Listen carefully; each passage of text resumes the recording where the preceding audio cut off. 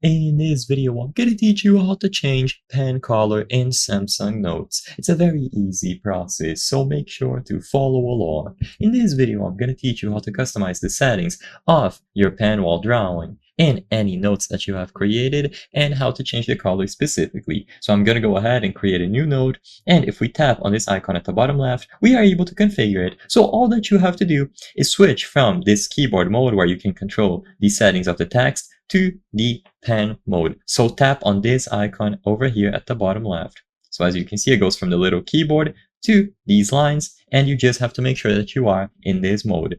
With this done, you are now able to configure the pen settings. So you can change the color if that's what you were looking for. You can choose from some presets that they have, or configure it on your own using hex code, configuring the red, green, and blue, or you can choose from this spectrum here. And you will be able to control the actual brush, pen, pencil type that you are using, and you can explore various different options here. So I'm going to take my Samsung pen to show you a little bit of drawing. So as you can see, it is now this sort of blue.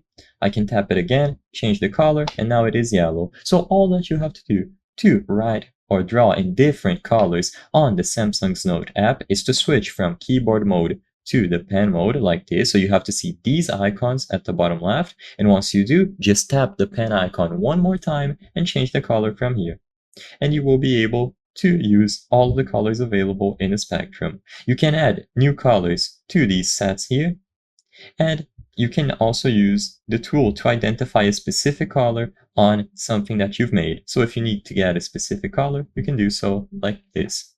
Everything will be available for you to manage when you go into the pen settings. I hope I was able to help you on how to change pen color in Samsung Notes. If this video helped you, please be sure to leave a like and subscribe for more very easy tips. Thank you for watching.